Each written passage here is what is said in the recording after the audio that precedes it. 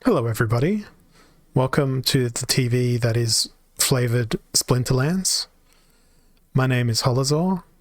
I am at the base of a very tall mountain because I've got a sore back and I can't climb up the mountain. But on top of that mountain is someone called Rick and somebody else called Kevin. And you may or may not hear their voices at some point throughout this particular stream, because it's time to say hello, but also time to address some things about next week, because I won't be here next week, and nobody will be covering for my stream, because I do not wish for anybody to cover for my stream, because I want you guys to miss me.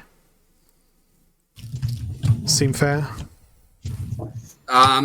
But I'm more accurate than that.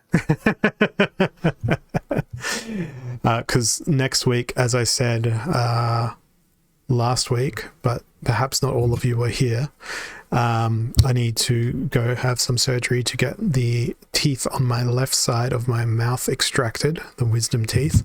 So I will return with a joke about how I will lack wisdom upon my return. I'll be 50% less wise, so I'll no longer be a wizard. Wizards are intelligence-based casters, though, so I think it's still going to be good. See, there's a lack of wisdom right there. Wouldn't you be a mage? I thought mages needed high wisdom. Do I look like a mage? Don't answer that. Don't answer that. Don't forget to watch the dentist horror movie. Amazing. How much weight will I lose? Yeah, I'm considering I'm getting 2 teeth ripped out on the left side of my mouth, one on the top, one on the bottom. No, I'm not going to a concert next week. That's at the end of August, Bootops. And Kira is covering for that. And I believe I've already paid Kira for that well in advance. Can you ask Bootops if he'll accept SPS for that burger? Yeah, Bootops, we were discussing you earlier. If I came to your restaurant and said, I want to buy a burger, but I want to pay you an SPS, would you accept this trade proposal? And would you mark up the burger to drain me of all my SPS?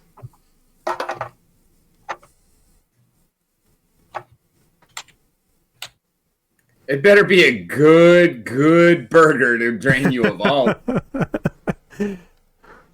That's Garlic says that he'll trade his donuts for SPS. That was fed gold. Bootops TV, respond in 10 seconds.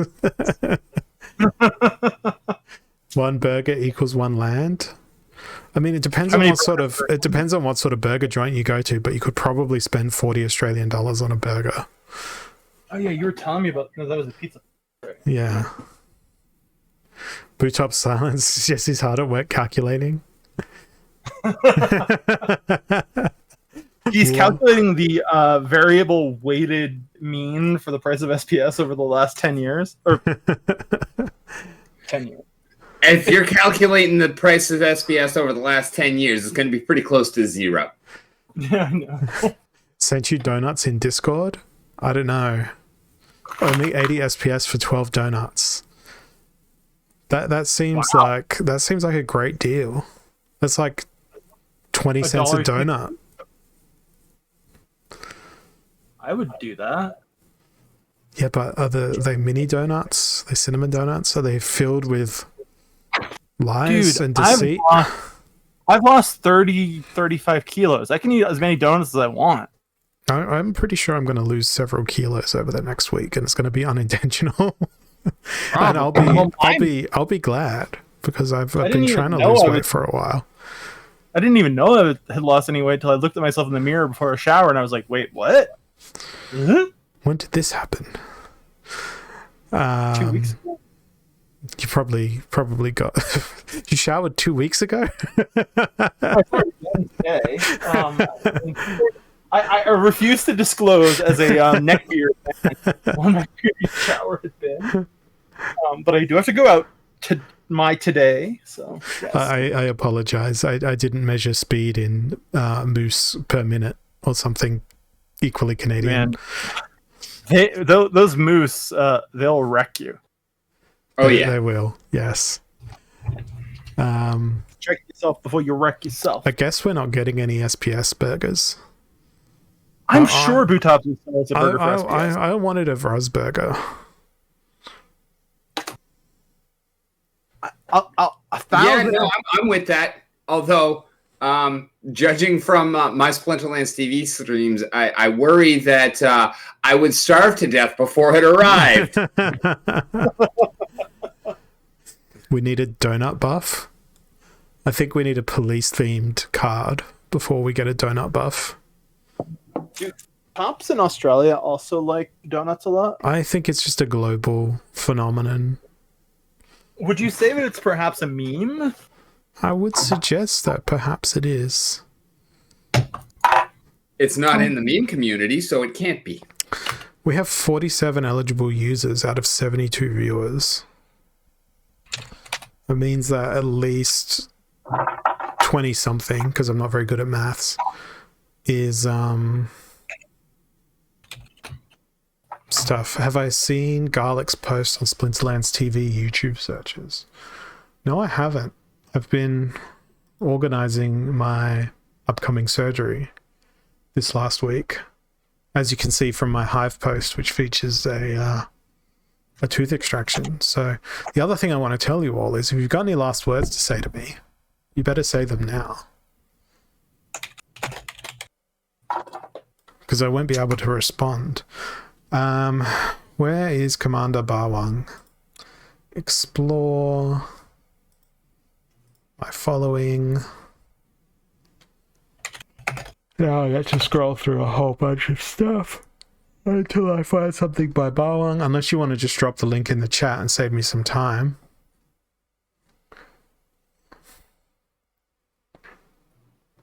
Trying to find my phone because I let the battery die, and now I can't find my phone. I would appreciate a link, Mr. Bawang. Address him by his proper name, sir. No. Commander. I have not seen any credentials forged or otherwise. He showed me his credentials right when he showed me his birth certificate. YouTube searches by new players of Splinterlands. New Splinterlands players may frequently search for tips and strategy on this.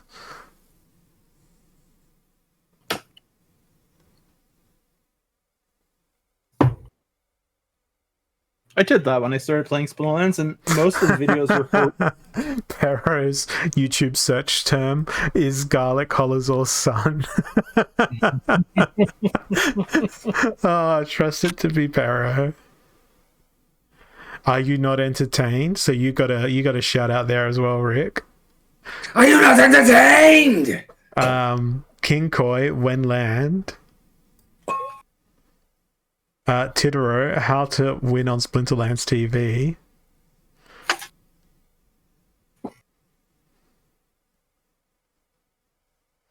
Why his core is so good. I mean, these are a list of memes all the way along.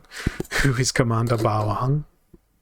These are existential. How to get bankrupt apart from playing Splinterlands. What Web3 game has no Davira in it? Ooh, what Web3 game does not have 10 Daviras in? Splinterlands, The Greedy Club. How to climb the leaderboard. Modern or Wild. How to beat bots in Splinterlands. Address your son correctly. No, JB Saints. He's not my son. How to battle like a pro. Why does my ranger not attack? How to enlarge your PP. Oh. Wow, who was that? Perro. Nice. Well played, Perro. 10 tips to make SPS Moon. How to rig the giveaway.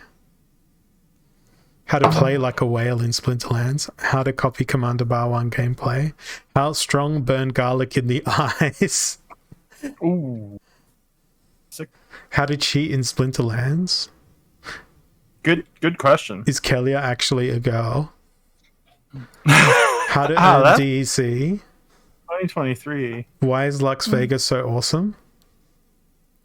How to make friends?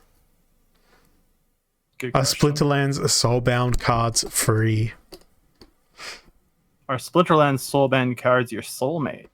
No, are they free? That is a very meta question.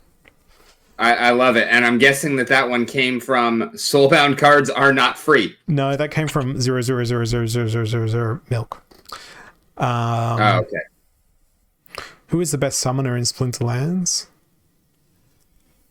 How to beat bots in Splinterlands? How to play using Stormbringer Alric? Who is the most handsome in Splinterlands TV? Certainly not me.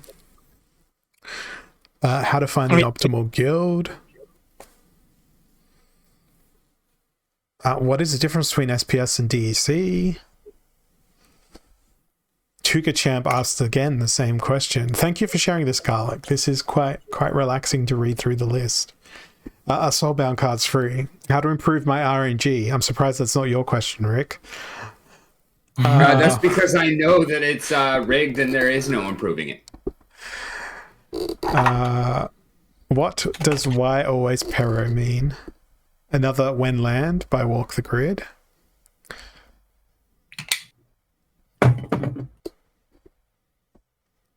What are crypto? Oh, how to quit Splinterlands? Question mark. Ooh. Spicy by Holes.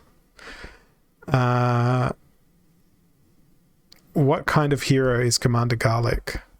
Should you open packs or buy cards?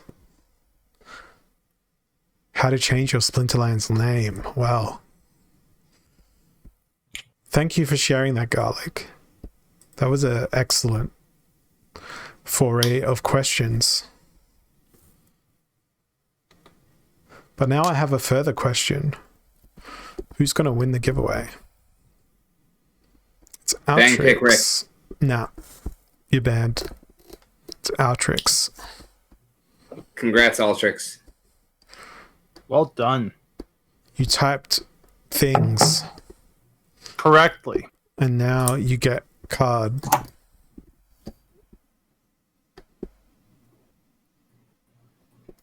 It is a gold foil lava spider. I hope you love it. Wait. Where's my...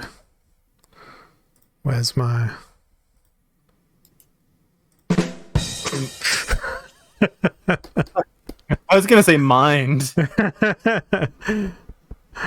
That's what I was looking for.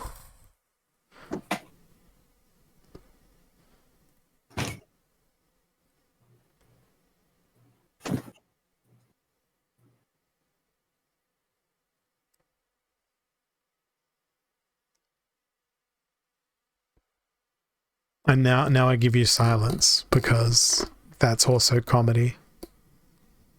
Because this is called Spline Card Giveaway TV with 15 minutes of silence between giveaways, right? But I thought Holozor was on, not silence. Oh, clever.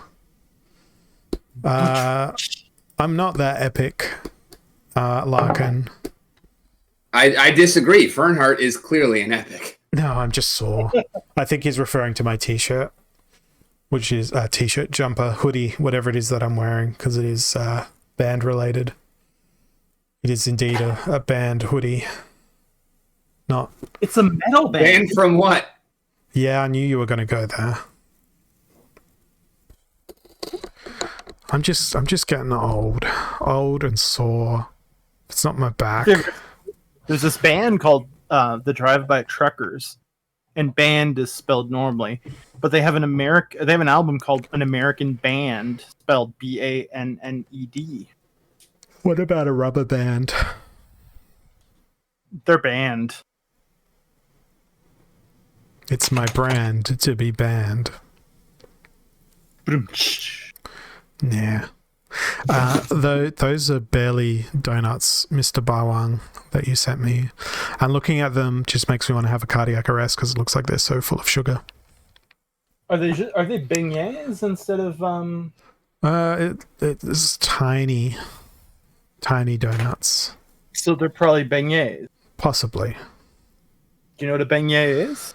Potentially what I'm looking at photographically. A beignet is a type of fritter, a deep fried pastry made from pâte choux. No, it does not look deep fried. It looks more akin to a donut with lots of icing on it, but just a tiny donut. Interesting.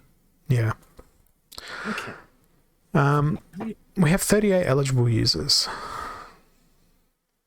That's a good number. I'd like it to be a few more. The argument for doing it with low user counts is that it's really the people paying attention. Yeah, I guess you're correct.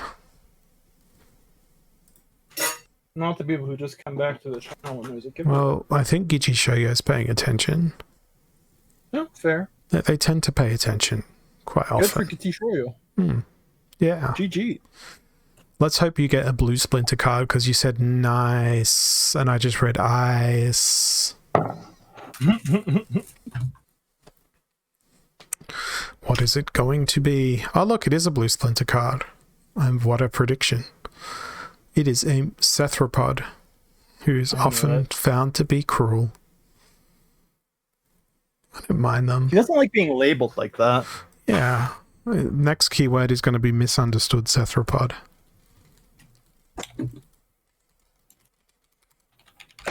That's what it is. I'm typing that in the chat, even if it's not, just so that the... Not like that, Rick.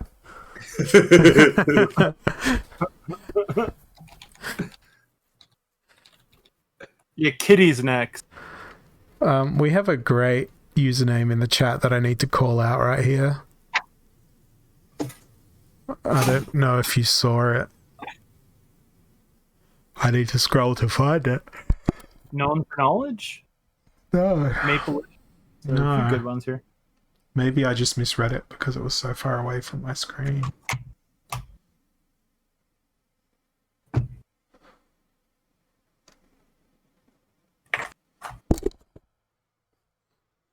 Yeah, I misread the username. Never mind. Wow. No, Daru. We've discussed that in the past. Man, I'm suddenly so freaking tired. I don't know why.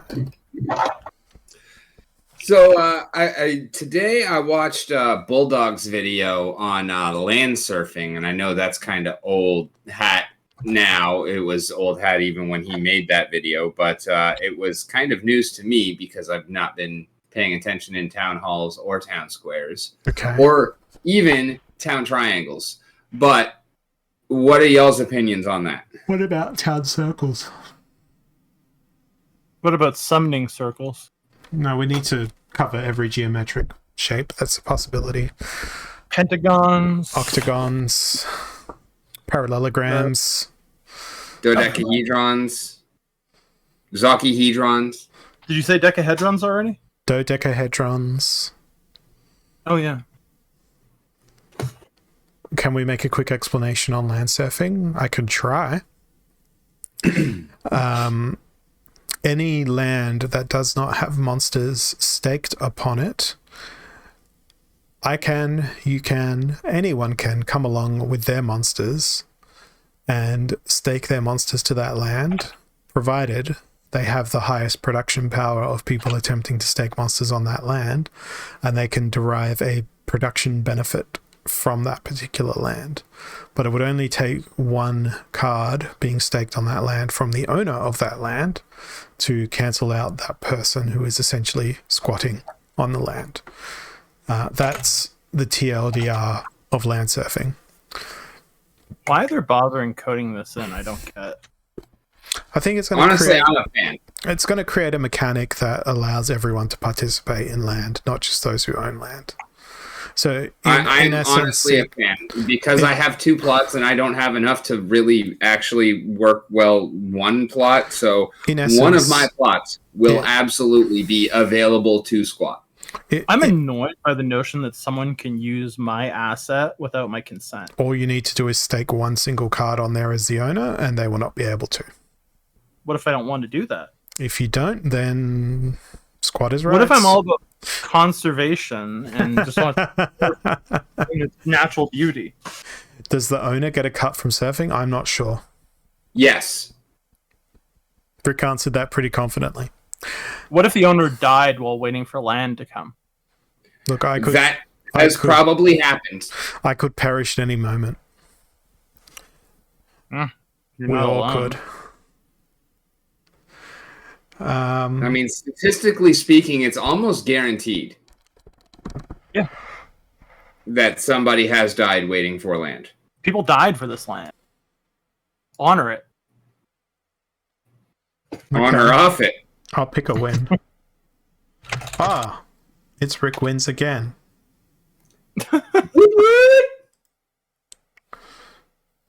Nice.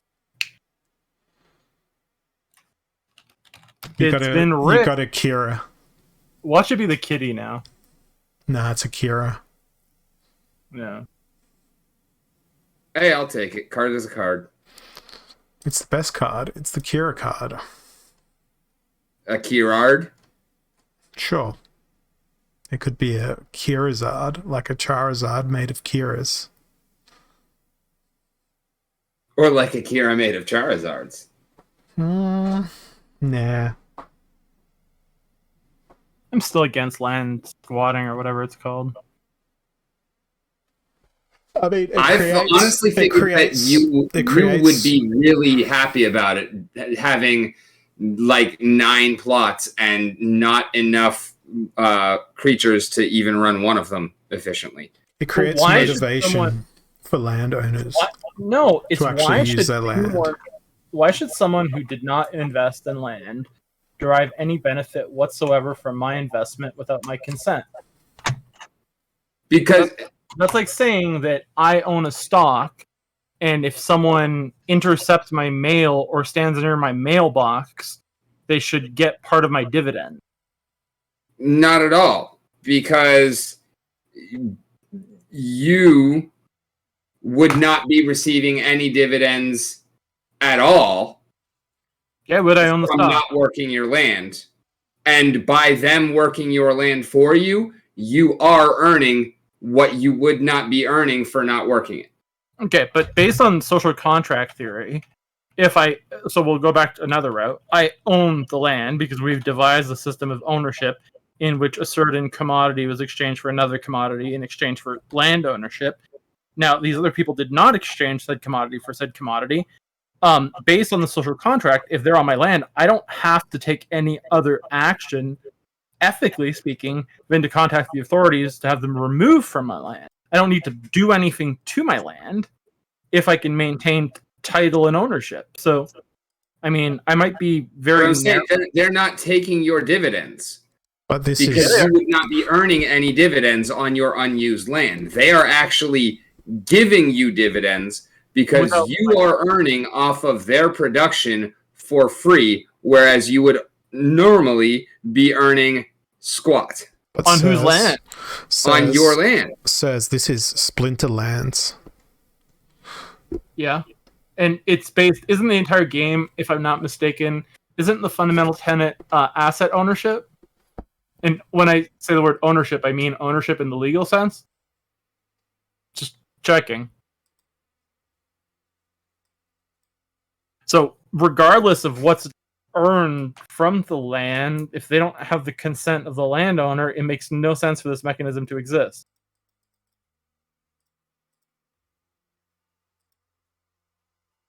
Yes, Daru, you're right, but it doesn't get at the issue of consent. It's like, I am really one of those people in real life, like, stay off my lawn. I don't want you there. But I want to... You're welcome on my lawn, Haldazar. I don't want to go on your filthy lawn.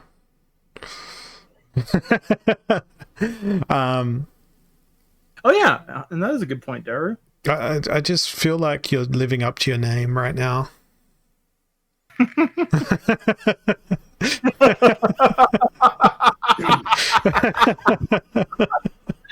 Oh, that was funny. That was actually quite funny, sir.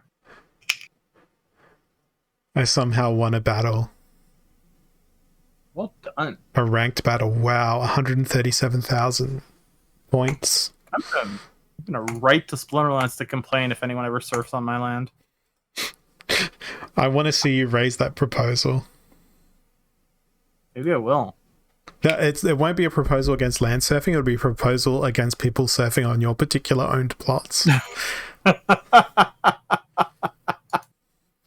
Call the proposal "Stay off my lawn." Yeah. Actually, that's probably what I'd call it. I mean, I'd be happy to welcome people onto my land. I mean, you wouldn't have to claim the rewards that they generated. You could refuse to claim those rewards. That's not the point, though. I just don't want people on my land because it's mine. But also, let's think about it in real life, because if you had a piece of land that you were never on, and there, squatters could go there, and if they're there for long enough, then you can't get rid of them. Do you know how long that rights? But do you know how long enough that, and do you know how hard it is to get squatters' rights enforced in most common law jurisdictions? I really want to know how strong their quads are if they're squatting for so long. They must have enormously strong quads. And by the way, squatters' rights are referred to in legal terms as adverse possessions claims, and they've been abolished in a large number of Commonwealth jurisdictions. I don't know if it's the case in my province. Do they still? I mean, I'm also not arguing for squatters' rights here. I'm just, what is adverse possession law in Florida? You know what I want to do to your land in Splinterlands now, Kevin? I want to go and build a gym and make a squat rack there, and make sure that the gym is only allowed for squatting. You have my consent. But yeah, okay. I'll go with the squatters' rights thing, Rick. Based on Florida statute. So if you occupy my land continuously for 7 years, exactly 7 years, then you can claim after that, starting on day 1 of year 8. Why 7? Why not 8? Did they just roll 2d6 and that's what they got? Probably. This is how we're going to make the law. We're going to roll 2d6. I don't know. No, I'm fairly certain that it's just as high as they could count. I was going to suggest that Gary Gygax was involved in the legislative structure. This was re-promulgated in 2022. It's Chapter 95, Section 18, Adverse Possession without color of title. Oh, but you do realize that even if they're squatters' rights, Rick, they do have to pay all outstanding state, county, and municipal taxes on time? I'm not saying that I know anything about it. Especially the Florida side of things. I just remember working on the highway up in Telluride, and there were some people that had been squatting in the forest long enough that, not only were they beyond being able to be kicked out, but even though they lived off the road and in the fort, when we were working on the road and setting up all of our barriers and everything like that, we actually had to work around them and make sure that they had methods of ingress and egress. Do you know that squatters' rights in Colorado take 18 years? Yeah, they've been there for a long time. It was multi-generational. Okay, well, at that point, it's not squatters' rights anymore. It's property ownership. Without a deed in a national forest. No, they would have a deed by then. Otherwise, if they'd never made a claim, they wouldn't have squatters' rights. They would have had to. And again, I don't know anything about the actual legal side of things. I just know, what I know from working. Wait, was that on government land? Yes, that is what national forest They means. had absolutely no squatters' rights. In the United States, there is no adverse claim for federal and state-owned land. So it's impossible that they had squatters' rights. They might have been crazy people who claimed to have squatters' rights who would have tried to shoot at you for coming on their land, and maybe the cops left them alone. But you cannot make an adverse possession claim against the government in the United States of America or in any state. So they definitely didn't have squatters' rights. Okay. But was there a squat rack there? It's the only thing I want to know. And that one I lost. And I lost 28 rating. I'm probably sound salty about this. I just don't want people on my land. It's my land. I mean, this also considers, that land is implemented. Is what? Land is implemented. Yeah. Yeah. Land must first be implemented in order to enable people to surf on your land. But the simple solution is to not be a conservationist and put a single creature there. I mean, I'm sure you could find a single creature that could qualify as a conservationist. I'm gonna go and impose a conservationist role on a particular. Yeah. Wood nymph is an excellent conservationist. I'm a bit of a libertarian when it comes to. Look, you could put a possessed puppet as your conservationist. I don't care. I don't want to have to do anything because of someone else's action. My point. Maybe you could even have a Uraeus. And okay, even aside from squatters' rights entirely, let's look at it. I would buy you a single. Actually, no. This is what I would do. I would single-handedly squat your land with all of my Uraeus, and then you could say, "Don't tread on me." That is pretty beautiful. That's beautiful. But I'm not American, so saying that would be kind of disingenuous. But let me ask you this though. This is a serious question. Once you own land, can you burn it the same way you could burn a card? Yeah, you could send it to Null, but you wouldn't get any DEC for it. I'd rather burn my land than have someone on it. I want to know what will happen if you burn your land while somebody is possessing or surfing. Logically, I'm sorry, but logically, they should go to Null as well, so they can take their maxed out gold foil, whatever, and that would be a pretty hilarious thing. It's like if the landowner elects to burn the land while your creatures are surfing on it, the creatures also get burned. Yeah. Hey, you know what? I'm all for that. It adds some jeopardy. Let's do that. Surfing on land. I am all for it if that's implemented. And the point that I was going to get at is if you, even aside from squatters' rights, whatnot, if you own land and you don't have any presence there, how are you even going to call the cops to have them evict that person? I have an answer for that already. My answer is that I would hire someone locally to keep me informed and to keep the land maintained. Like a wood nymph, for instance? Yeah, but she wouldn't be there in permanent. She wouldn't be staked to the land. Her presence would be more transient. Like, think of the Unabomber, right? I'd rather not. I'd hire. Okay. Well, I'd hire someone like that to watch my land. I mean, you could take the scorched earth policy and just litter your land with mines. Yeah, I should also be able to do that, and it should kill their creature permanently. Just put some Mylors there. There's some thorns. I'm actually going to write this proposal up and pay for it. Like, people who don't want their land to be squatted on, and I will literally cite freaking case precedent from. I think you'll win the most downvoted proposal. Possibly, I don't care. Is that a competition now? Possibly. I'd call it. The prize is the prize is yet another land plot that someone else can squat on. Can you set a DAO proposal to music? You could probably put a video in the DAO proposal that features music. No, I want the music to autoplay. No. I mean, you could have some sheet music in there, and people who understand sheet music could autoplay it in their heads. There aren't enough people who know how to play sheet music anymore. Yeah. Can we call them surfers and not squatters? Yeah.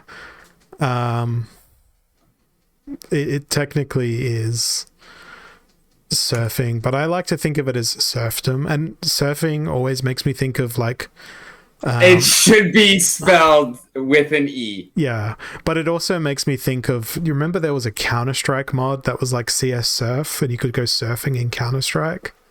It just reminds me. There was. Never played it. It just reminds me of surfing, like beach surfing. And I'm like, but that's incompatible with land. Where do you buy the surfboards from? And how much DECC are they going to cost? Because no, I think they're going to be DECD. No, DCC. Because crash. Because that's what waves do. I'm so petty. If my land is not fully occupied, I will literally leave my land occupied, check it every day, if not multiple times a day, kick people off by staking the creature, and immediately unstake the creature. And then sue. Never mind. You won't have to do that every day because it'll take you 3 days to unstake your creature. There'll be a cooldown. Your wood nymph's going to be busy doing her rounds.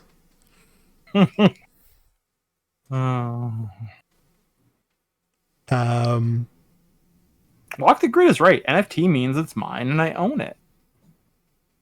Sure. Yeah, but again, if you want to keep people off of your land and you're not there, then it requires a expenditure of effort. What if my land needs to be used in law? Well, that expenditure of effort could be as simple as calling the police, but oh wait, there is none. No, I mean in terms of Splinterlands law. Say that again. As in LORE. Oh.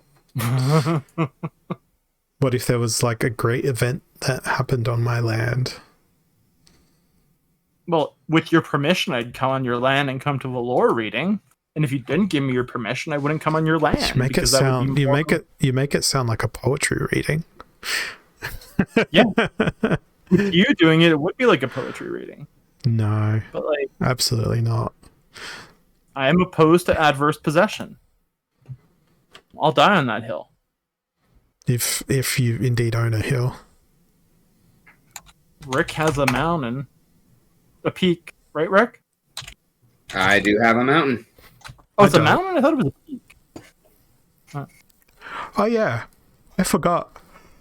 I didn't show you guys my yawn. Also, my season rewards. So let's go and reveal last season's rewards, because it's something else that I can do now that I have no energy left. Both literally and figuratively. Yeah, I'm so tired, Walk the Grid. Hence all the yawning. Well, if we have people who are working our lands and they only get a cut, they literally would be serf. Exactly. What if they chopped down the trees on your land and made surfboards and went to the beach? Man, I would be mad. Why am I tired, Ron? I don't do anything. I do plenty of stuff. I wrote a proposal. I opened these 5 chests. I spoke words. You have the best word. I cut down 5 trees on someone's land and made a surfboard. They tried to accost me with a wood nymph at the time. The wood nymph waggled her finger at me, saying, "This is not your land." But again, I'm going to remind everyone, I'm not here next Monday because I'll have 2 teeth ripped out of my face under sedation. And then I won't particularly feel like speaking, most likely. Because I will have a numb face and cotton gauze stuffed in my mouth. cutting gauze, you got to keep it moist to avoid the suction ripping out the thing. Yeah.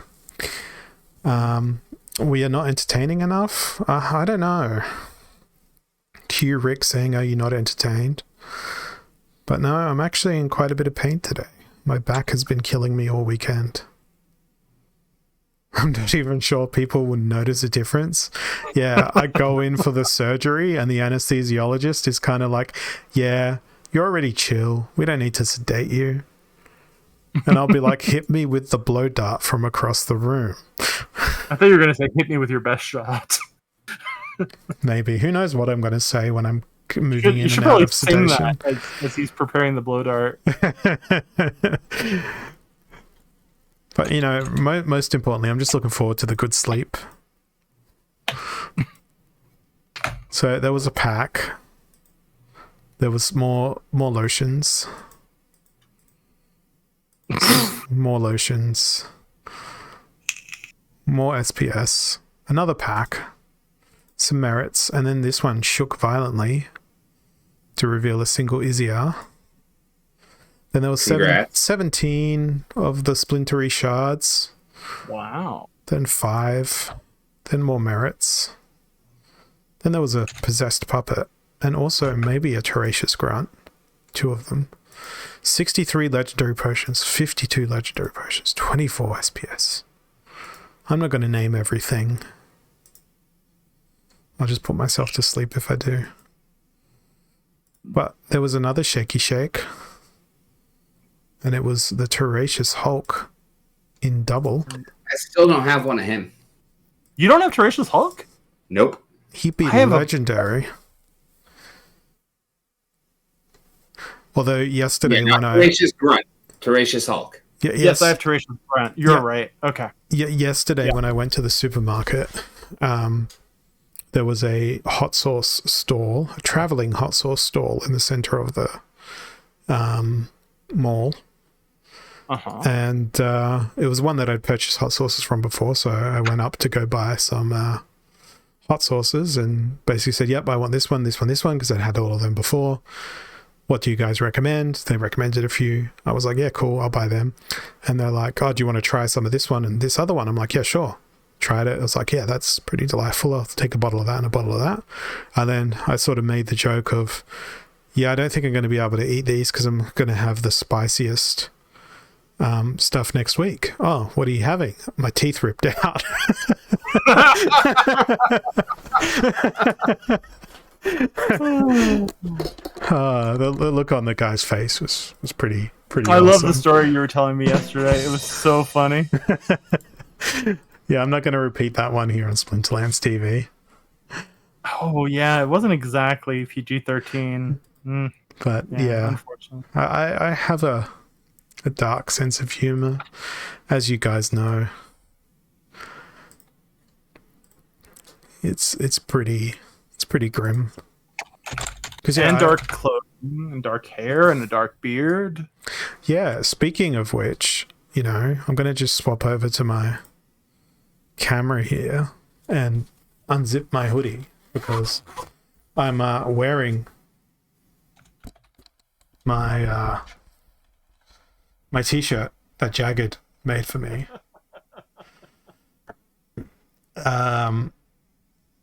Which, hey, look, it looks like me, but this photo,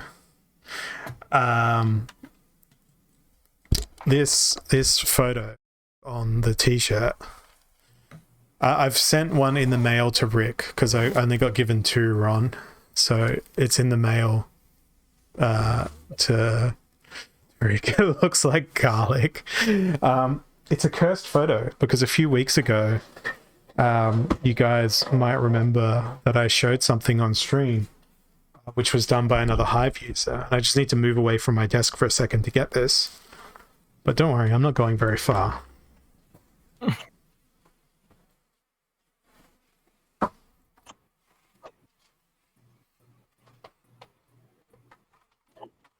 And I'll come back and put my headphones back on.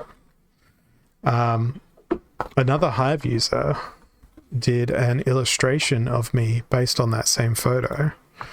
And like in the flesh, it is much more extravagant than what its representations on the Hive blockchain were.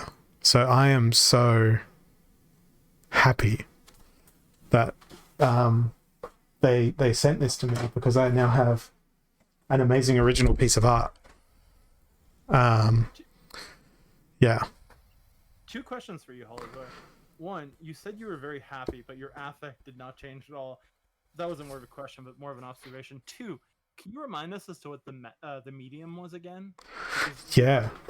Negative print, if I'm not mistaken. So this is black cardstock with white pencil. It's amazing. It's because I don't have those sources set up correctly, Ron. Speak again, Kevin. You should be louder now. Say that again? Yeah, you should be louder now. I had the sources not set up correctly on every scene in my OBS. It's crazy to think that it's done negatively. Like, yeah, it is a insane black piece of paper with white text on it. And if I bring the camera down to get a more detailed shot of this, it's extraordinarily well rendered. That is insane. Yeah. Yeah, that's like my God. The images on Hive that this user posted does not represent their talent. How was that done? It's just white pencil on black paper. Well, that's how. By a talented user. Yeah, it's an incredible illustration. Wow. I never realized there was that much intricacy in it. Yeah. Absolutely. But anyway, we'll go back over here. The Splinterlands thing. And Rondon has just said that map prizes are about to go out, so soon you'll be in possession of your land there, Rick. Yay! And there was another legendary, so there was 3 legendaries. I'll send you a link, Ron. I'll go find their Hive blog and link to the post where they explained the work, because their work is indeed extraordinary. All of their work. They are one of my favorite people on the Hive blockchain. I believe they called the post simply just human. Yeah, human ? Human or Hollis? Yeah, so you can see the process that they just make this bigger on my screen, how they started the image and how they built in the detail. Yeah, that's pretty crazy. Incremental steps. And yeah, I am so pleased and honored to have this. So very many thanks to Striga Azure, the Hive user that did this. And then I said, can you please send this to me? And they obliged. But yes. People have made NFTs of me, but nothing that cool. No offense. So yeah, the original reason I went to the store yesterday, which comes back to the story, was to go buy a frame for that, so that I can put it in the frame and put it on the wall. What's the size? It's just a bit larger than A3. Okay. But I have the frame here as well, so I've got a proper large frame that is, with a mat and everything. Oh, nice. That you use for proper art. It looks like legal size paper. No. No? Okay. Okay, so here's this, the frame, and here is we're playing scale real world objects on Splinterlands TV. I feel like I'm Urio, but just not doing magic. Here is a notepad And here is a marker. Here is a pen, so you can have a sense of scale. Is that a legal notepad? A4. We don't do legal size thing. Grab a banana for scale. I forgot to buy bananas when I went to the store yesterday. I got accosted. Yeah, I know. Oh, believe me, I know. And then this is the illustration. So the illustration is probably twice the size. Oh, wow. Okay, it's quite a bit larger, too. A pad. Just a little bit larger. Lovely. So, yes. I do have a ruler here, actually. Here is a ruler. Yes, that's in metric, Rondon. He uses real measurements, unlike us here in the States. Well, that's in proper measurements. It is 30 centimeters exactly. Uh-huh. Or, if I rotate the ruler, my gods, it is 11 and a half inches. Well, 30 centimeters 11.7 inches. Yeah. 50 by 30 centimeters, I think you would be right. That's a common paper stock size. Or 45. It would be hard to measure the other way because this hasn't completely flattened out from the postage tube that it arrived in. Yeah. 30 by 43. 30 by 45, I'd say. Blue Penguin. Yeah. Exactly what I said. Yeah. A heartbreaking work of staggering genius. I don't know that I'm a staggering genius, but I know that I am. Striga's work here definitely is. Yeah. So yeah, that is the power of the Hive community, not just the Splinterlands community, but the Hive community. It's lovely. Meanwhile, the power of my rewards was many, many plentiful merits, which is the next thing that I'll be doing. Yeah, I like to eat bananas to Champ, and I know that many people are going to clip that out of context. I bought bananas for the first time in years last week, and my wife was very perturbed. 6,406 merits in a single chest. Woo! Nice. Jeez. That's wonderful. It's 15 cards in a single chest. Wait, these are the same rewards? Yeah, these are my season rewards. How many chests did you get? I don't know, about 100 or something? I got 27. Yeah, well, number. You're not Holozor. No, I'm certainly not Holozor. But now, dang. I'm at 27 for this season already. I'm at 4. I'm at 10 for the day. Oh, goodness. I need to get some SPS. It's because of my SPS staking. But I have 7 Gladius cases to open, so we're going to crack them all at once. You're going to get 2 Captain KDs and a Quora. Or 2 Quoras. I don't think so. KD. I expect at least 1 legendary. Oh. Okay, well, I don't think there's going to be one. It's not even an epic. Wow. Wow. Yeah. I didn't know Marine Mammoth, like, you've got 2 Catrabella Gobsons, a Betrol Gobson, Paladon, Alfredo, Witch of Warwick. Hey, there's my Captain Katie, but it's only 1. Well, you might get 2 Quoras then. Disappointing. No, Quora's an epic, and there's no epics here. Oh, right. You're right. Whistling Damon, Alva the Crusher, Liza Fox, Strong Sword of Hugo. Yeah, not even a gold foil. Not even a gold foil. Absolutely terrible. So, my luck should be better with a Chaos Legion pack, right? Oh, you're opening it? Yeah. It's not worth selling it anymore. They're worth like $1. Oh, I know. 10 now? $1.38. Oh, they went back up?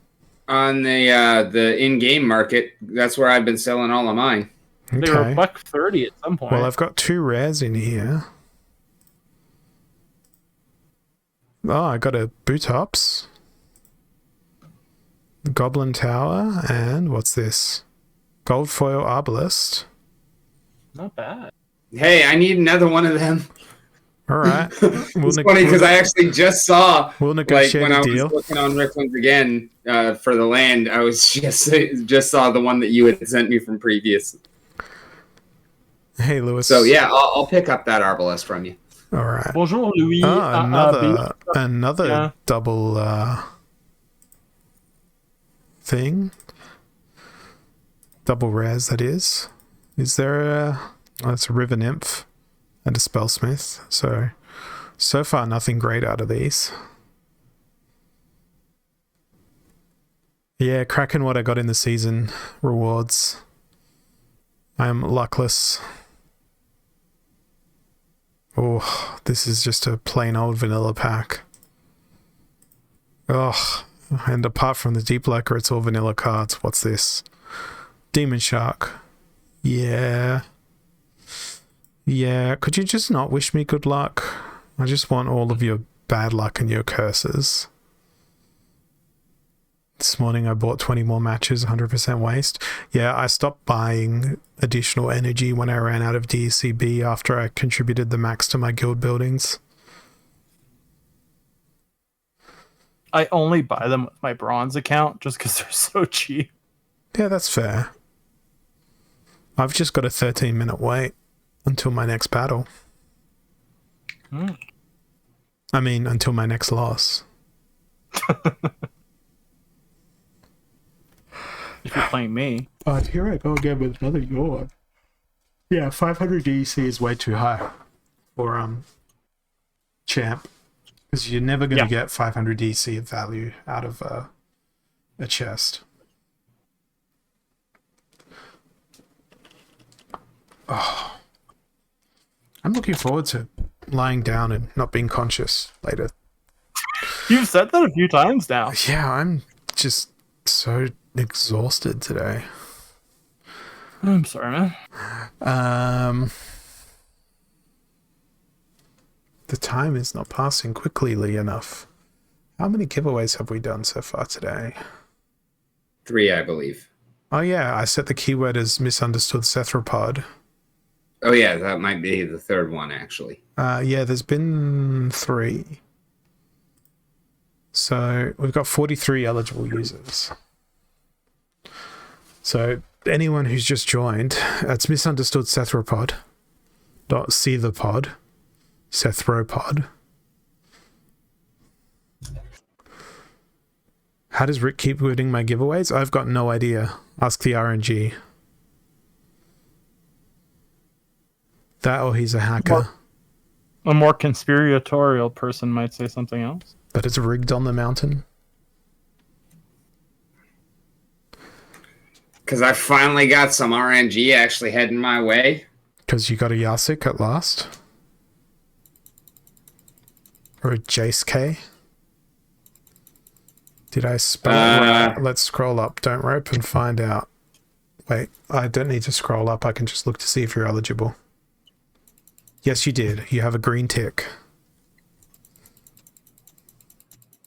I just realized I'm not in here on my regular account. I'm in here on another account. How do I set my thing again? My IGN? No, that's multi-accounting. You're banned. Oh, even if it's for the same account name? I think especially if it's for the same account name. Oh, and even if both are never in the channel at the same time? I think that would still classify as multi-accounting. Oh, then never mind. I am not. Can you take me out then? I'm here. I'm going to log in with my real account. Because I was doing something with my other account. Lewis, I don't think that there's any risk of the proposal actually passing. So you may sleep well this evening. Now I'm in and with my every real subsequent evening you shall also sleep well. Well, if ever DGen Nerd TV wins, you should re-roll. Well, they are not eligible because they are not following the channel, and now that I know it's your alt, I will ensure that they are not eligible for my giveaways at least. Yeah, I was watching my own stream through my other account. But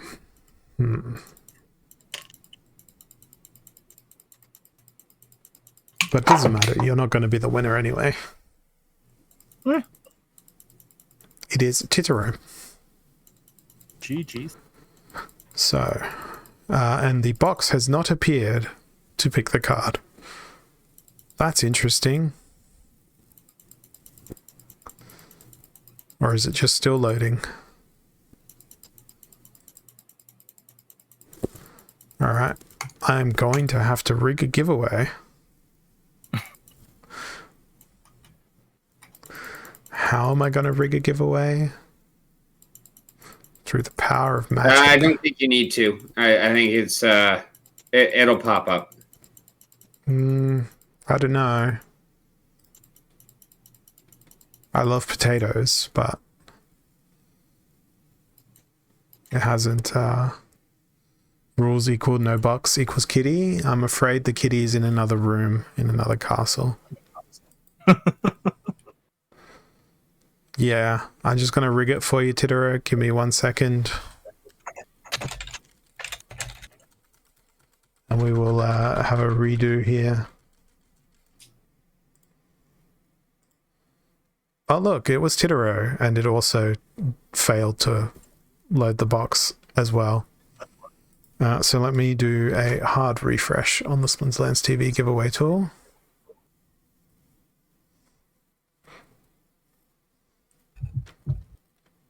And Titaro, if you can say something on the chat. Yeah, I will do the inspect element. If it fails again, Ron, sorry, I already refreshed before I saw that. Thank you for saying something, Titaro. Congratulations. Yeah, that didn't work either. Okay, inspect. Here we go. Run. I will take a screenshot. Titaro hat trick. So rigged. I will much cheat. So wow. I will throw those error logs into our spots where we throw them.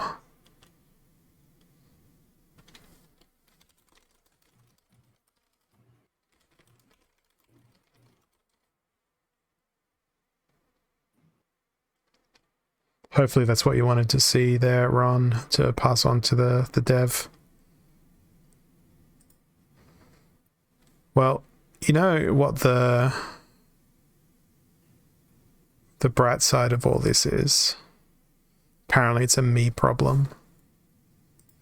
Alright, well, let's clear the cookies for this. Reload.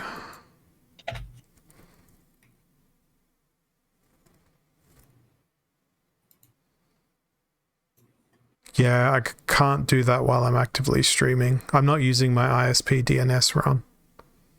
I'm using Cloudflare.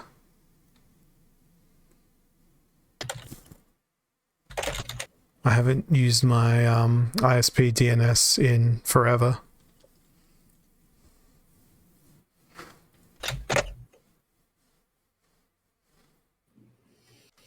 Now, we're just going to send you a consolation prize. Well, at least I'm going to send you a consolation prize.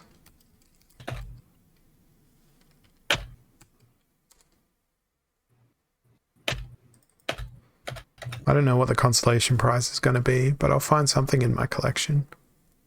Let's go to Peak Monsters. Maybe one of those things I got out of the pack.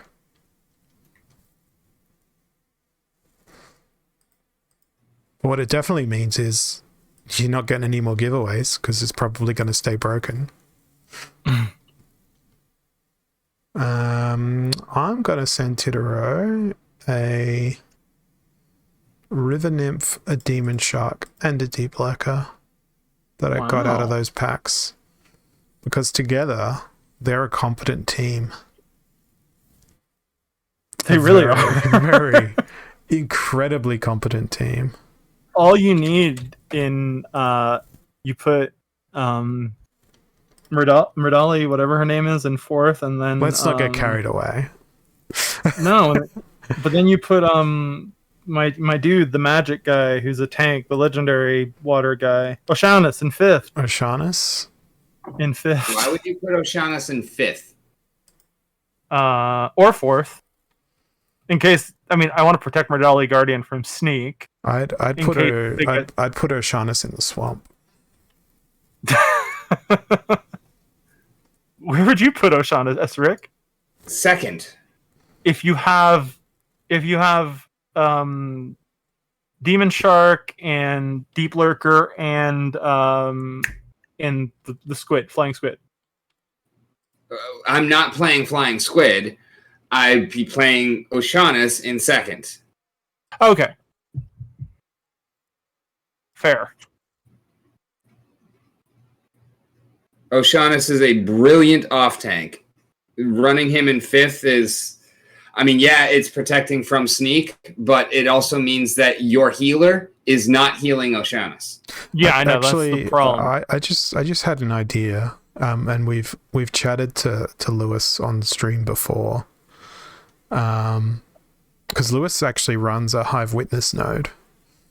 Oh, cool. And I feel like they would have a unique perspective on my HBD proposal from a blockchain governance point of view. So I'm just going to swap over to the Splinterlands TV Discord and jump in the voice chat there. So Lewis, if you want to jump in, feel free to do so. Or we can just invite him to this one too. Like, you're welcome in. Because we're on Rick's Discord currently. Let me grab you an invite link. I'm on it. Oh, you already done it.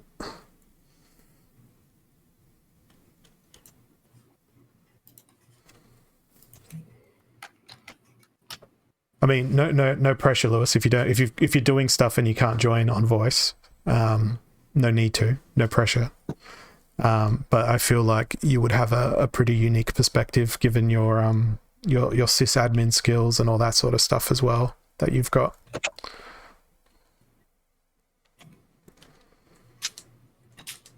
Because I have, like not prepared questions is the best sort of questions, because that brings organic conversation to the topic. That's awesome, yeah. And that's how my interview series goes. This is gotcha journalism.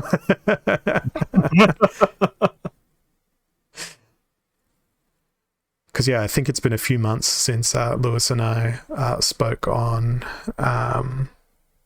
stream together in the past. I'm just gonna go make a coffee and put the dog. Oh wait, I don't want to miss this. You want to put the dog away? Don't put the dog away. She needs to make her business. She's a businesswoman. She's 13 years old. But I don't want to miss this conversation. I'm going to jump over to the Splinterlands TV Discord. Sure. Hey there, Lewis. Wait. Why is it not working for me? Is my microphone not lighting up there? It is not lighting up there.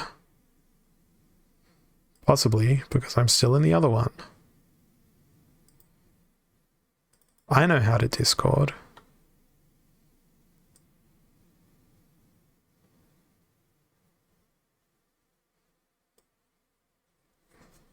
It's actually taking quite some time to connect in that channel.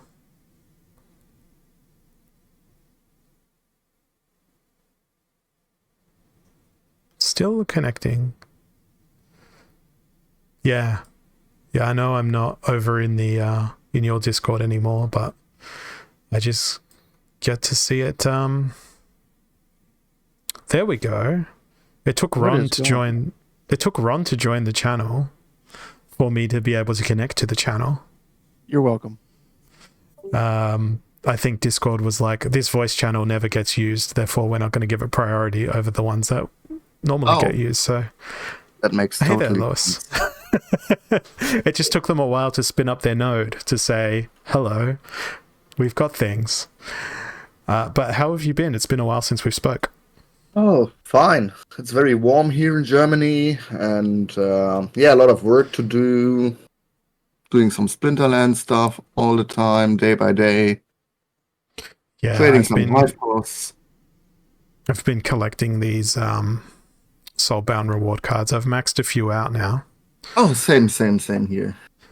They've been very good. So for those who don't know, Lewis has been on the Hive blockchain and prior to that, the Steam blockchain for quite some many years. They also run...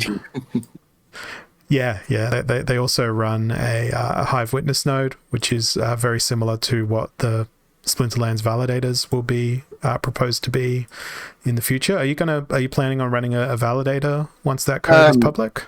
Yes, of course, I will do, because I have the infrastructure running, and since the software will be user-friendly, so basically you don't need just that a much. Docker image by the sounds of things. I'm not the biggest fan of Docker images, but in the end, it's going to be a very simple step to run a witness or node validation software. We have JB Saint saying that you sound like Demore. I disagree. You've definitely got the European accent, and Demore's definitely got the South African accent.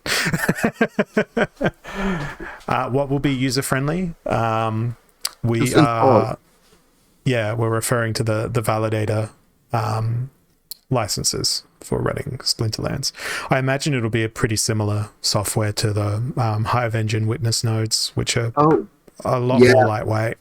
I think it will be something like this. You have a server, you just connect as a root and just git pull and get the software hosted on GitHub.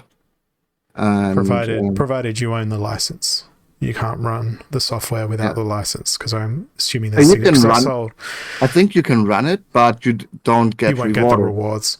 Yes. Maybe that's what I'll do, because I sold my license many, many months ago now. I currently have only 6 licenses. And, only 6? That's infinitely more percent than me. But I don't think you need to worry about my proposal destabilizing the Hive blockchain, on account of the fact that if I go over to the proposal view in-game, it only has support of 36%. I was joking earlier that it's the second least supported proposal in Splinterlands history, which I'll take as an achievement. I think anything that burns DEC is highly welcomed, and we want to bring that DEC back to pack. And I think did you read the entirety of my proposal? I think I read the half of it. I stopped in the middle because I was not comfortable with the HBD. Yeah, bring in 400k and get 20% of it for the overall economy at the moment. I think, and it's basically we the witnesses, or maybe the top 20 witnesses decide. Mm-hmm. Do we get the the interest 20%? Is going to be? Yep. Yeah, and there are also plans right now to lower the 20%. Yeah, down to 15 I had Ozbitbank reach out to me with a link to my proposal saying, we discussed this in a Hive Witness forum. And was just giving me the heads up that, some large Hive stakeholders might not support the proposal due to them wanting to not necessarily reward the Splinterlands DAO with that. The basic idea is interesting, but because there's not that much HBD out there in the ecosystem to be aware in the market to have that stabilized token. And it would add additional pressure to the HBD stabilizer as well. That's correct. I would just say, come on, just go in with $5,000 and you will get reward. I don't know, $50 a month. But I think I think the community wanted to see a bigger bang, judging by the comments on the proposal. But I had a sort of duality in my proposal where if the trading price of SPS was above peg, the DAO would pocket the interest and basically use that to build the DAO treasury furthermore. But the dynamic was that 50% gets purchased and burned and 50% goes to the DAO treasury. But because you're doing that on a daily basis, you're sort of supporting it on a long-term basis, as opposed to other proposals. And I did sort of launch this proposal immediately after the other one did not pass.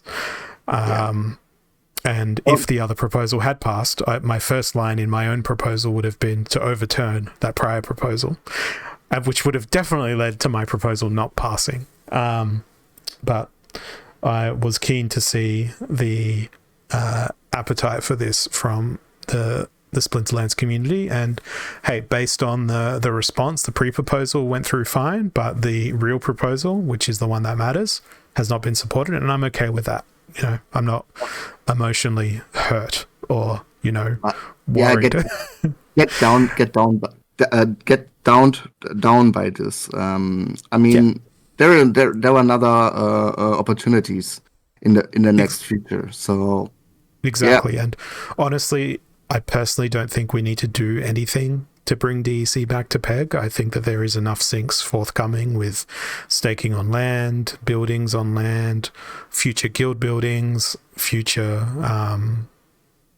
unlocking of the soulbound reward cards, future card additions. You know, there's so much that is to come that will consume DEC. Maybe destroy every liquid income right now where people can get liquid income. So what's the current liquid income of DEC? It's like the tournament rewards.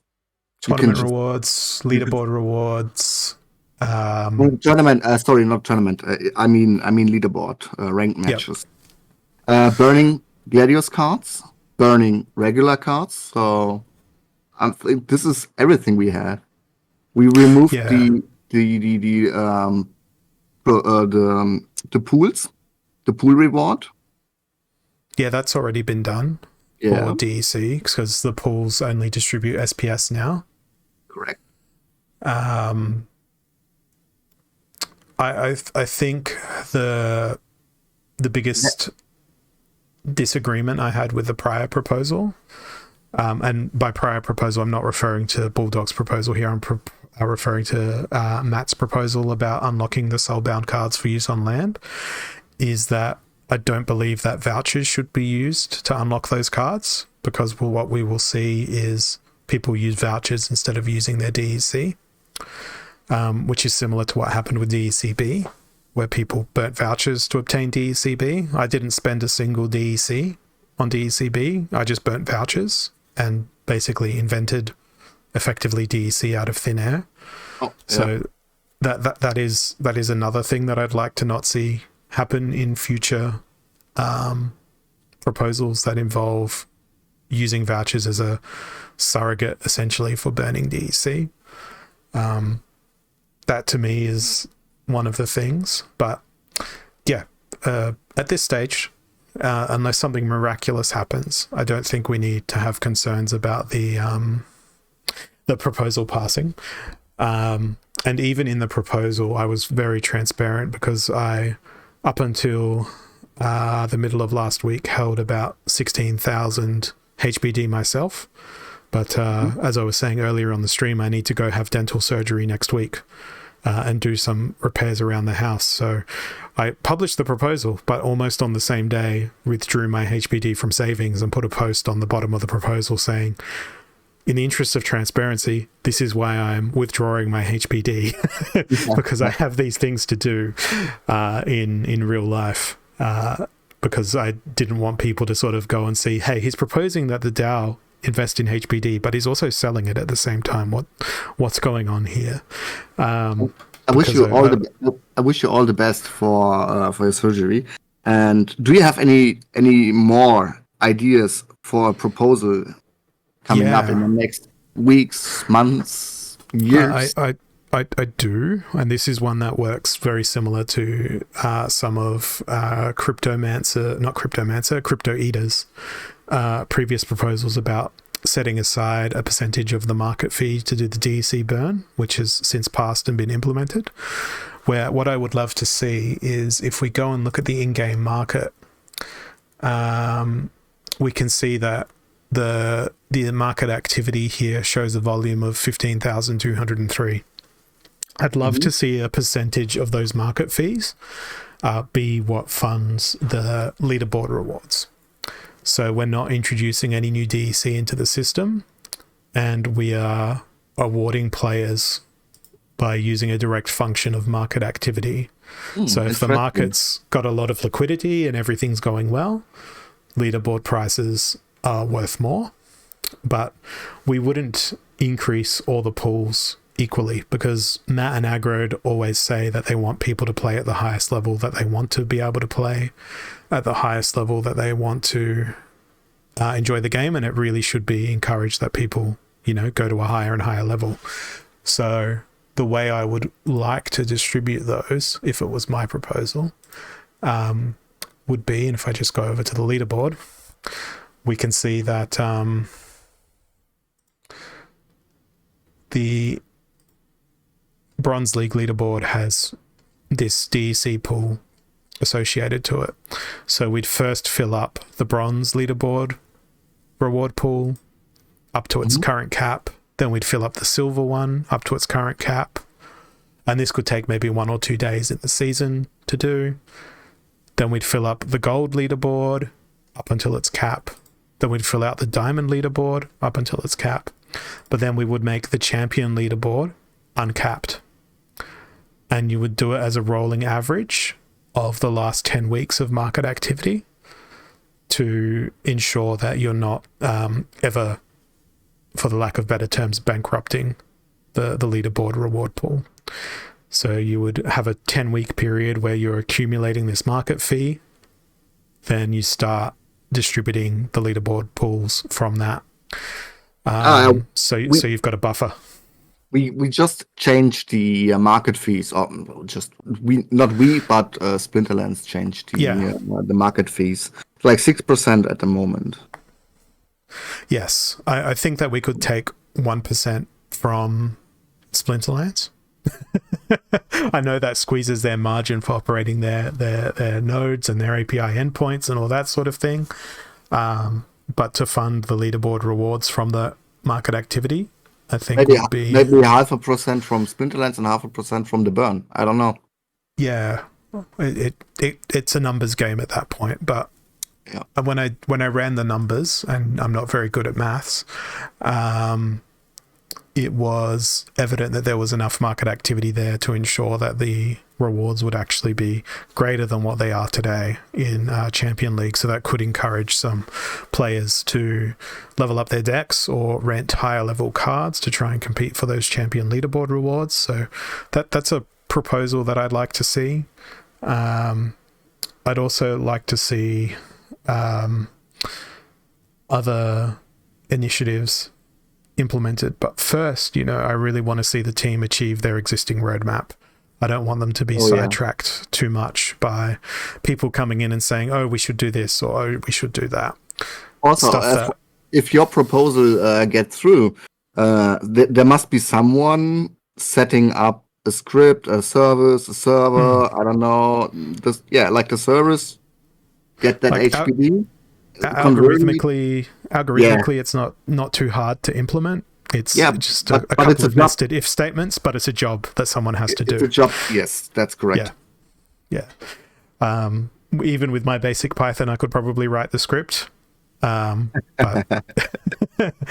I could write the function of the script, but I wouldn't know how to implement it into the Hive blockchain because I'm not across the Hive packages and the one of the best thing I really love on the Hive blockchain. It's so easy to integrate, to build applications on the second layer to interact with the data on the first layer. The documentation is really clear, but as a really rookie developer, it's still above my head. And, I don't want to run the risk of exposing a private key by accident by putting a variable in the wrong spot. That sort of thing. I've got plenty of test Hive accounts I can use that, if the private key gets exposed, I wouldn't care. But it's sort of what would I really do with it? I can't think of an application that isn't already built. If you need more accounts to test with, there's a channel in the Splinterlands area, buy and sell, and there are people selling bot accounts. So that's the best test case for. I've got something like 60 account creation tokens that I've generated from my own Hive Power stake. So I have one. I don't think I need to.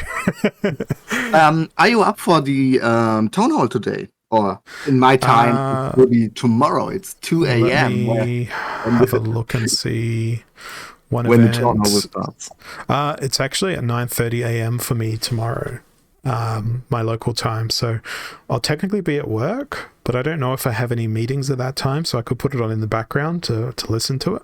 Mm-hmm. But yeah, I mean, Rondon's been hanging out in the Twitch chat. I don't know if he's got any spoilers for the town hall. But I'm sure he wouldn't want to announce them on my stream and get in trouble. But I believe this will be a release week, because last week we didn't have a code release or feature release. We had it on Thursday. Oh no, we had one on Thursday. Yeah, it was a July 4th of July thingy. Let me go look at the release notes and see. Holiday stuff. Yeah, the last release was the 7th. Yeah, because of the 6th. Sorry, yeah. Yeah. So there was no release last week between the 9th and the 15th. Mm-hmm. So maybe we'll see tower defense. Maybe we'll see land. I don't know if we will see land. As what I can see from the developer that handles the stuff and writing custom JSONs on the blockchain, that's what you can read. You've been spying. That's clever. Maybe this is a blockchain, so if you make a transaction, you can just search for it. So you've been looking for Farpatrad's test transactions and all that sort of stuff? That's not that Farpatrad, but yeah, it's someone from the team. Yeah. You have to know the team and check their transactions, basically. They're going to have to get tricky and use alt accounts, but then you'll start searching for those alternate transactions or new JSONs. It's everything. It's everything fitting together. No, we can we see tower defense coming really, really soon. Releasing GLS football soccer thingy tomorrow for testing. Gotcha. I don't have any of the GLS stuff. I've just got whatever my SPS drop has entitled me to, and I've been just auto staking all the GLX because GLX thingy. I haven't been interested in the Major League Soccer component of it at all, so I've opted out. I mean, they also have a validator license coming out. Yeah, I missed the drop for that on account of selling my license before that. There was a drop. There is a drop coming. I don't know. I don't have any license because I have 6 licenses on Splinterlands, but no license on GLG. So basically, I don't know where to get it, how to get it. Is there more information? Will it be the same software, but I don't get rewarded because I'm maybe running the second script next to my Splinterlands script? So much question. Yeah. I think they're going to first test the structure and function of that GLX node before making it more widespread in Splinterlands. But they did say they were running it on a private net. Yeah, and I mean, it's. I don't get the point. The real end. It will not be a real end solution to be decentralized. It's just the SPS transactions if you have the license that will be more or less decentralized. In the first start, it's just be centralized because the team have to work on the scripts, and at the point where the software goes out and Splinterlands team makes the switch, we will be hopefully 100% decentralized on SPS transactions, but in the end, Splinterlands itself will not be decentralized in any kind of way because they can just shut down the servers, everything is down. So basically, it's just the SPS transactions. It's also a step towards Splinterlands lowering their operating costs from an IT infrastructure point of view by getting people to run those transactions. And eventually I can see a world where more and more transactions will be handled by those validators. Yeah. It makes sense in that way because it also makes the game more resilient. You know, if a node goes down in an AWS cluster, they have to wait for support and all that sort of stuff. But if one of many hundreds of nodes being run by individuals all over the world goes down, you can just fall back onto one of those, which makes the game more resilient. I have some headache when I see the SPS node license gonna be distributed to the people, and they're gonna start buying servers and running the software, going to be decentralized. In the end of the day, when 90% of the same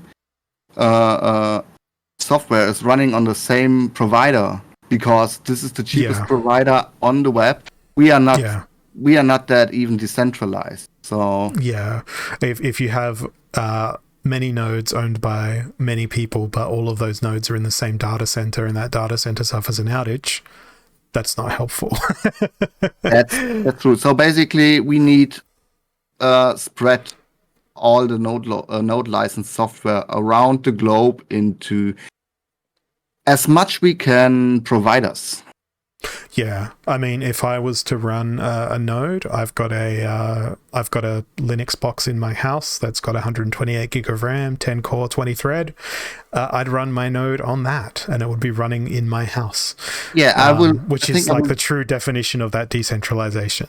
Yeah, I would. I'm playing with my mind to just buying a Raspberry Pi, to just have a backup. Or maybe a bigger system than a Raspberry Pi. But in the end of the day, it's going to be a backup solution, which depends on how heavy the software is. We don't really know that at this point. Don't trope. I think the software could be run on a Raspberry Pi as well, because when I remember correctly, Jabbermat told us in a town hall, the software don't have that much requirements. It needs a stable internet connection, some bit of RAM, and a little bit of storage. Yeah, I think I'm just personally wounded from the one time I tried to run a Hive node myself, like a full Hive node on consumer hardware. So I threw 32 gig of RAM and a 500 gig SSD and a quad-core CPU at my attempt to run a Hive node, and it did not go well. So I at that point thought, this is going to be very resource intensive, and gave up. But I know that the blockchain has become rather more optimized since my attempt to do it, because I think that was before we had Mira and like the replay enhancements and all that sort of stuff built into the node software. But again, I am not a system admin or a DevOps guy. Or any of that. I just like to tinker, and when I tinker, I tend to break things. Cryptomancer from Splinterlands team is also handling the Hive engine nodes, software. Nodes. Yeah, we just updated to 1.10.0 software, and I think in the very near future he will switch on the new software release. And do you run a Hive Engine node as well? Yeah, Hive Engine plus Hive Witness. So with the Hive Engine node, do you know what sort of resources that one takes to use? If we use that as sort of a predictor of the... There are two versions. So basically, there's one, you can have a full node or just a light node, where you can just run the last week of data. It's not that heavy requirements on data storage. Yeah, and I know that Hive nodes always like their data to be on an SSD as well, typically speaking, just for quick access. But yeah, there's and I apologize for our viewers who aren't nerds like me and Lewis are when it comes to technical things, for lack of better words. And, the term of nerd is used with much endearment and love, as opposed to as an insult. It's a label that I'd proudly wear myself. But if you find it boring, let us know in the chat. We can talk about other things. But I think I agree with you that, yeah, we definitely need to have these nodes spread geographically across many different internet service providers. Blue Penguin in the chat, who are you calling not a nerd? If you want to have the label too, we'll get you a t-shirt. You can have one too, Blue Penguin. It's fine. And yeah, 100%. We'd have to distribute it all over the world. And not only that, I wonder how synchronization would be handled with latency at that point as well. I mean, this is me not understanding networking to a great extent. Do you have any understanding, any idea for me not understanding a thing of server costs? How much would the expectation cost in AWS, for example? So if you're running like something that was a Raspberry Pi powered in AWS, I imagine that would be less than $5 a month or something like that. For my Hive witness, my Hive backup witness, I'm paying around 60 per month. Okay, 60 per month, yeah. And for the Hive engine witness, it's around 8. Yeah, 8 so I'd say 8 to 12. So I'd be surprised if a Splinterlands node would cost less than 5 to 10 per month. Yeah, I'd say. But then you have to balance that against, is the rewards you're getting in SPS going to pay for those fees? Oh yeah, of course. Or are you using those fees out of love for the game and you'll want to support the infrastructure for it? And Techie's just chimed in because I know Techie actually is a techie person. AWS will give you 12 months for free. That is true. And then you've got other services like Google Cloud and Microsoft Azure that would probably give you free trials, so you could probably jump around.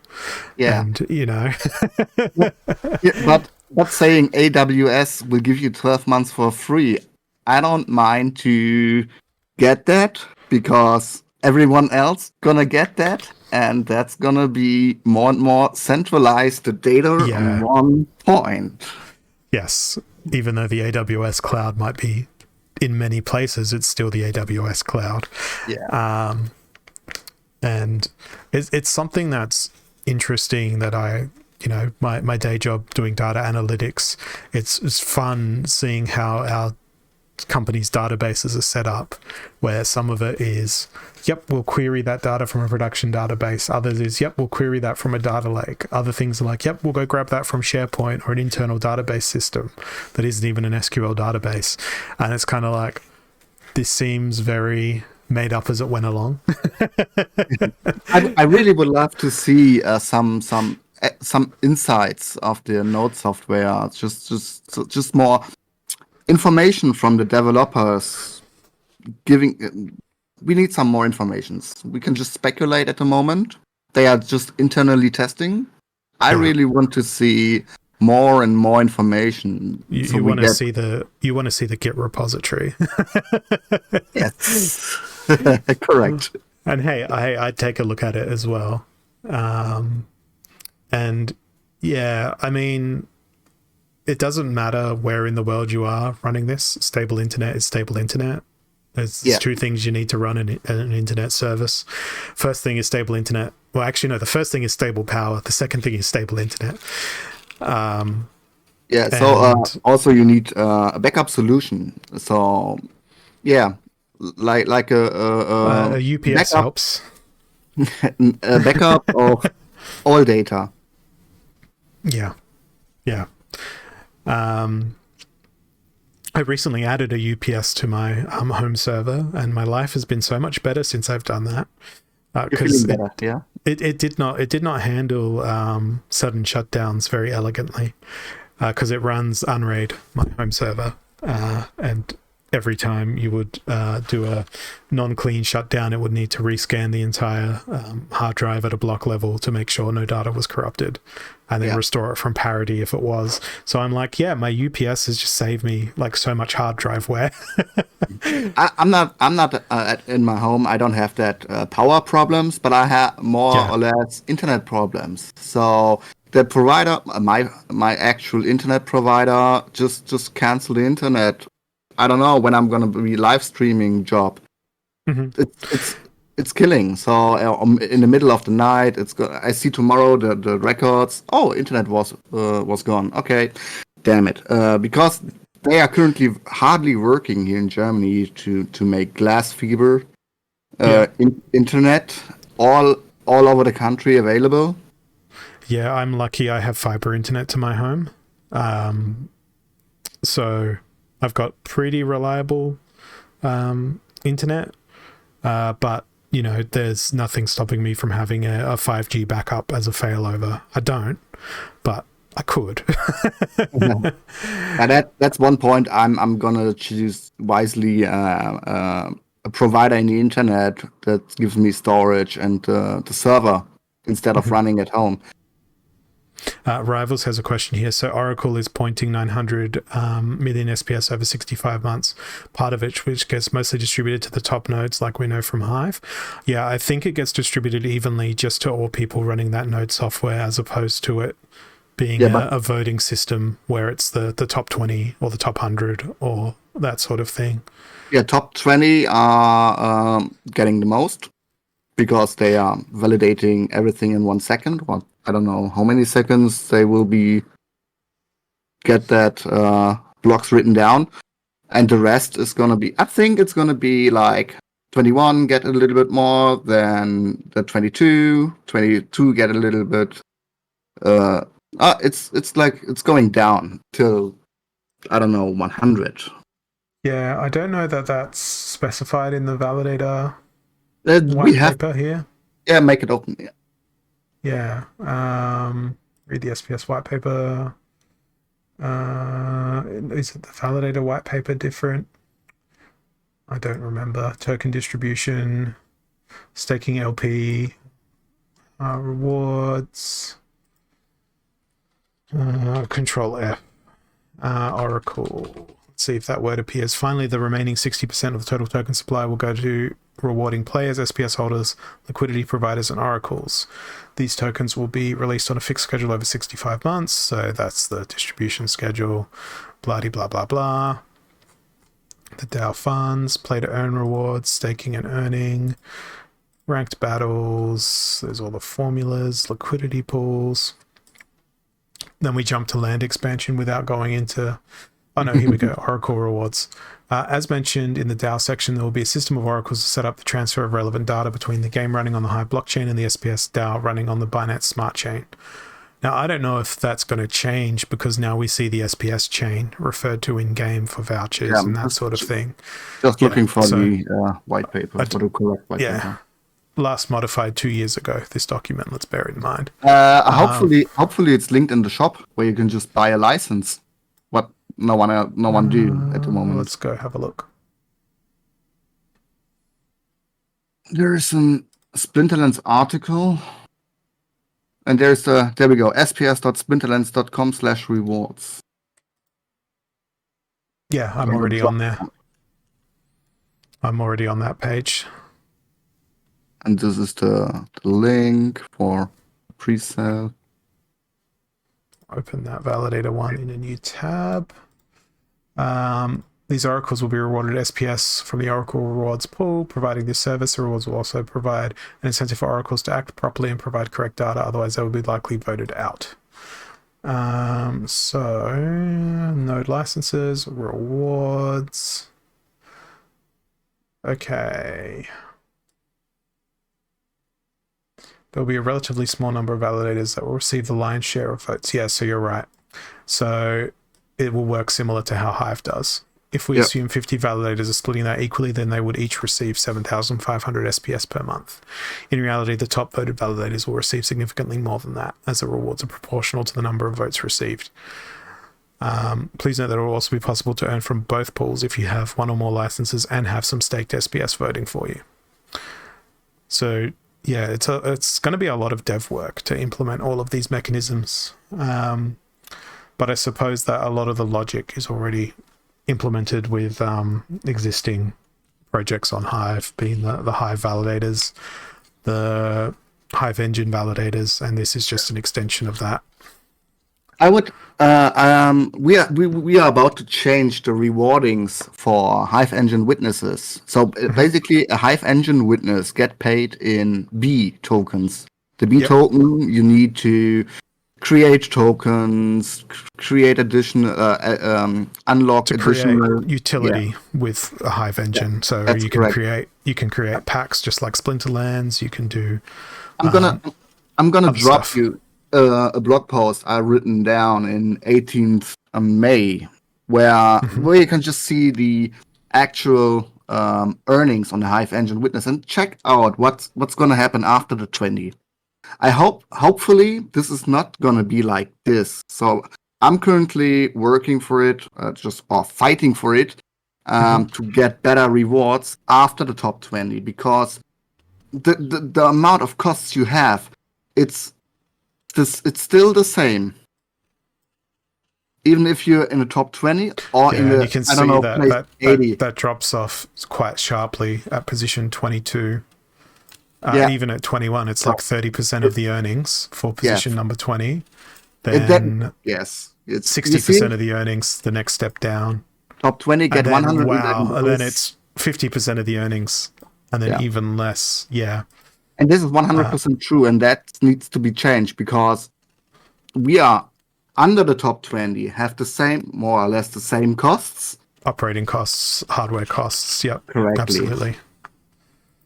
I mean, it gives less and less incentive for there to be many more node holders, which then leads to centralization instead of decentralization.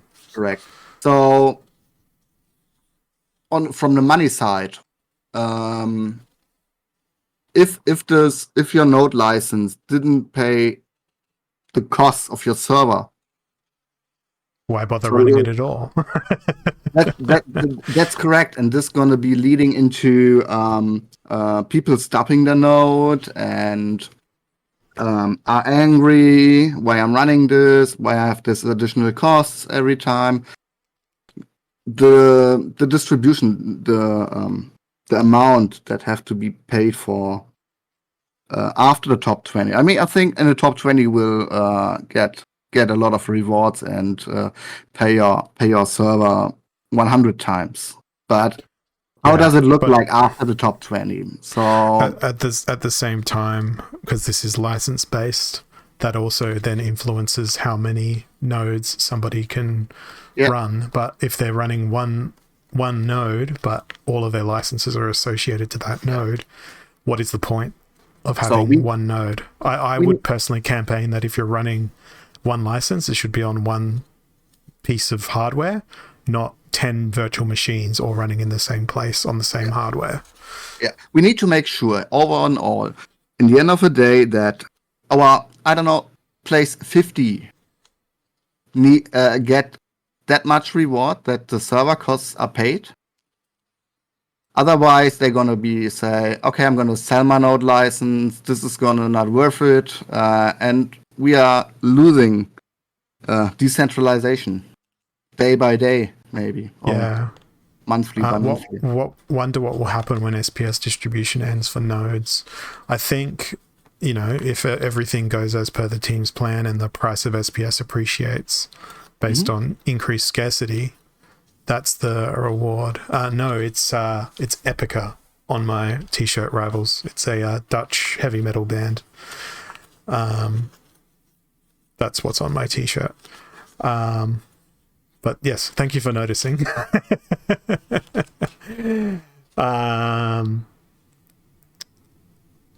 I've lost my train of thought now. Completely forgot what I was saying. He knocked me off my feet. Because Rival's real name is Eric with his C. So basically, he just your beard is in the way. My beard was in the way. Yeah.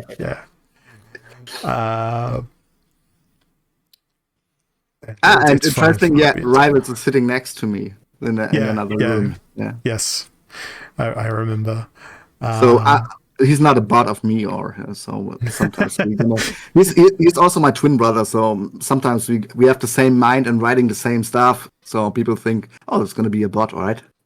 Yeah, absolutely. Same person, same IP address, bot. Yeah, bot. When the SPS distribution ends, that is also a question that needs to be asked of everything else as well. What happens to people's desire to play battles when there's no SPS distributing for battles? Did someone mod Rivals? Hello, guys. Hey, buddy. The other thing we need to consider is that this won't be the first cryptocurrency in the world that has seen an end to its distribution. No new Dogecoin is being issued. That seems to still be going fine, and people still seem to be fine to run Dogecoin nodes and all that sort of thing. It's what brings that utility to it, and what will people be using it for? Will they be burning DEC for it? Will the DAO be burning its SPS to create DEC to then award DEC to people? We don't know. That's in the future, but through a mixture of whatever the team's intention is and whatever the DAO proposes and what the DAO passes, that's a future that we can make as a group of players and as a community. Yep. I mean, what are your guys' opinions on that? What was the question again? I'm looking really forward what Splinterlands is doing with the nodes in general. What is the incentive to keep running a node when the SPS distribution ends? When it's gonna be end? It's like in 8 years? 5 years? 65 months is what, 5.5 years? Okay, that's gonna be 2000. Given that we're already 2.5 years into that, because it's already been distributing. Okay, it's gonna be earlier as expected. So maybe 3 years from now, perhaps. Yeah. I wonder how many people have a node license token in their wallet hanging around doing nothing or just giving a little bit of SPS at the moment. Well, we can check that on Peak Monsters. Let's go have a look.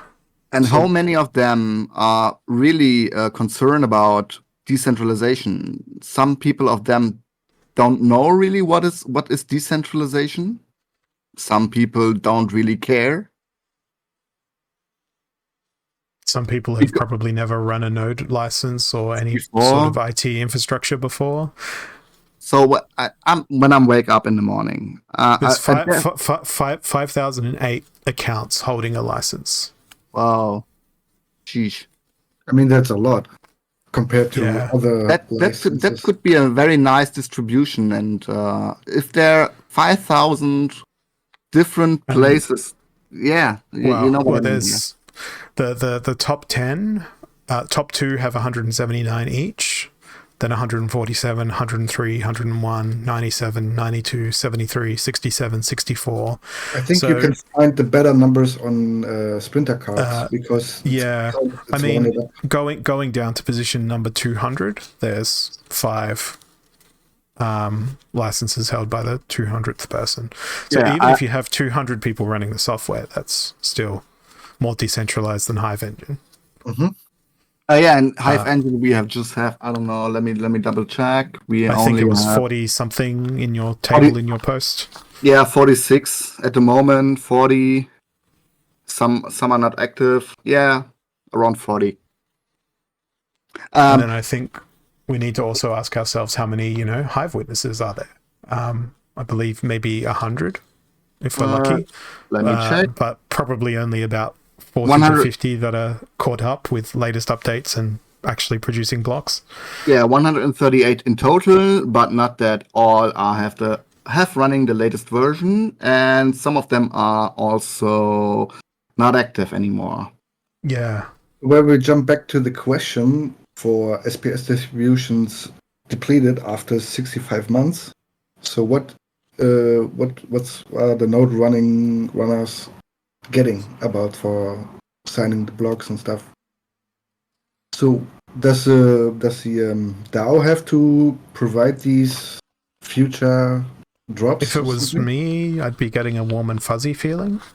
Yes.